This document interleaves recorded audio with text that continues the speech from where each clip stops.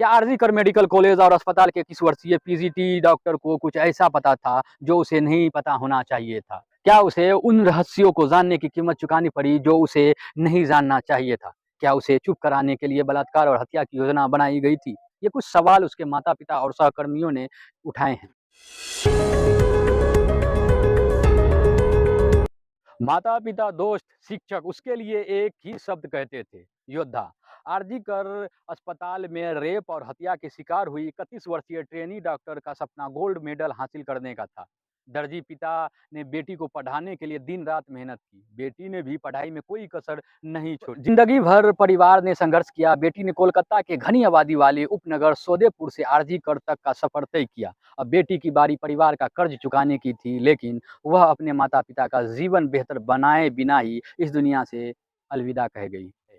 महिला डॉक्टर के 67 वर्षीय पिता ने कहा, हम एक गरीब परिवार है और हमने उसे बहुत मुश्किलों से पाला है। उसने डॉक्टर बनने के लिए बहुत मेहनत की। हमारे सारे सपने एक रात में टूट गए।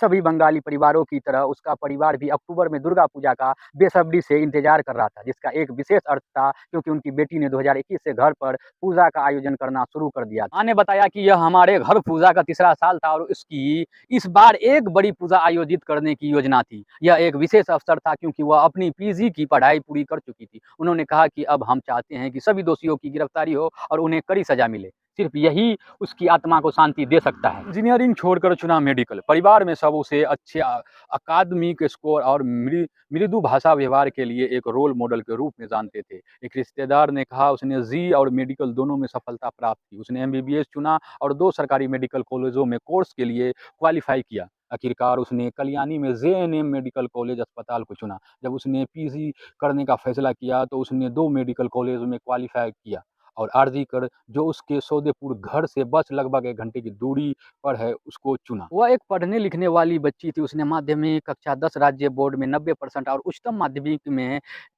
89% अंक प्राप्त किए थे। महिला डॉक्टर की मां ने कहा कि वह उनकी इकलौती बेटी थी। उनका जीवन सिर्फ उसके इर्द-गिर्द ही घूमता था। उन्होंने कहा वह हमारे लिए सब कुछ थी। डॉक्टर के पड़ोसी संजीव मुखर्जी ने कहा कि ट्रेनी डॉक्टर अपने माता-पिता को ढेर सारी खुशियाँ देना चाहती थी। उसके दर्जी पिता भी बहुत खुश थे। उसने हाल ही में अपना घर रिपेयर करवाया था और एक कार खरीदी थी। परिवार गरीबी से उबर रहा था। अन्य पड़ोसी काकोली घोष ने बताया कि उसे जानवरों से बहुत प्यार था। वह आवारा जानवरों की देखभाल करती थी और उन्हें खाना खिलाती और बचाती थी। उसे बागवानी का भी बहुत शौक था। जब भी वह छुट्टी पर घर जाती थी, तो हमसे कुछ लोग उससे चिकित्सा संबंधी मुद्दों पर सलाह लेते थे और वह तुरंत मदद करती थी।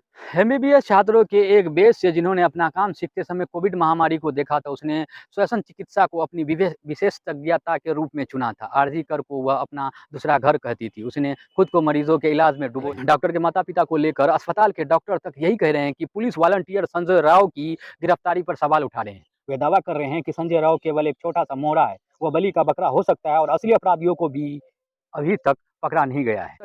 मृतक डॉक्टर की डायरी और उसके माता-पिता से जो विवरण जुटा है, उनसे पता चलता है कि वह पिछले कुछ हफ्ते से बहुत तनाव और काम के दबाव में थी। दूसरे वर्ष की पीजीटी डॉक्टर होने के नाते वह पहले ही सरकारी मेडिकल कॉलेज और अस्पताल में 1 साल से अधिक समय बिता चुकी थी। ऐसे संस्थानों में जूनियर डॉक्टरों के लिए लगातार 36 घंटे काम करना आम बात है। उसने एक डायरी में दवाओं के बारे में लिखा था। डॉक्टर के साथ काम करने वाला एक सहकर्मी ने कहा कि हमें संदेह है कि यह बलात्कार और हत्या का कोई साधारण मामला नहीं था। यह वह आकस्मिक शिकार थी, उसे निशाना बनाया गया था। संजय राव को कैसे पता चला कि वह उस समय सेमिनार हॉल में अकेली थी? वो किसी बड़ी मछली की रची गई साजिश का शिकार हो सकती है। कुछ लोगों ने आरजी मेडिकल कॉलेज के ड्रग रैकेट को ओर इशारा किया। एक अन्य सहकर्मी ने कहा कि उसके विभाग में संभावित ड्रग साइफनिंग रैकेट की चर्चा है, जिसका वह पर्दाफाश करने की कोशिश कर रही थी। हमारे लिए इस पर संदेह करने का एक कारण है क्योंकि वह ईमानदार थी। आरजीकर मेडिकल कॉलेज और अस्पताल के कुछ अंदरूनी लोगों ने कहा है कि पीजी प्रशिक्षु डॉक्टर बेहद मेहनती थी और अपने करियर पर ध्यान केंद्रित करती थी। वो हमेशा से डॉक्टर बनना चाहती था और उसने मेडिसिन को चुना। हालांकि उसने इंजीनियरिंग प्रवेश परीक्षा भी पास कर ली थी। जब उसे चेस्ट मेडिसिन की पढ़ाई के लिए आरजीकर में पीजी सीट मिली तो वह बहुत खुश हुई थी। 9 अगस्त को अपनी बेटी की मौत की सूचना मिलने के बाद महिला के माता-पिता ने पुलिस को बताया कि उसने उनसे काम के अत्यधिक दबाव के बारे में बात की थी। उसकी डायरी से यह स्पष्ट था कि कुछ सहकर्मी उस पर बहुत सारा काम थोप रहे थे। मामला सीबीआई को सौंपे जाने से पहले माता-पिता ने कथित तौर पर पुलिस को बताया था कि उनकी बेटी ने विभाग में कुछ ऐसा देख लिया था या सुना जो उसे नहीं पता होना चाहिए था। सहकर्मियों और अधिकारियों ने अस्पताल में कई तरह की गड़बड़ियों की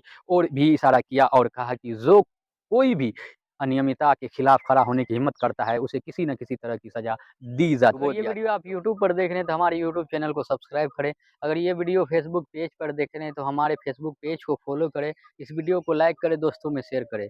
मिलते हैं जल्द नई खबरों के साथ, बने रहे देश दुनिया की खबरों के लिए द डिजिटल पंच के साथ। जय हिंद दोस्तों।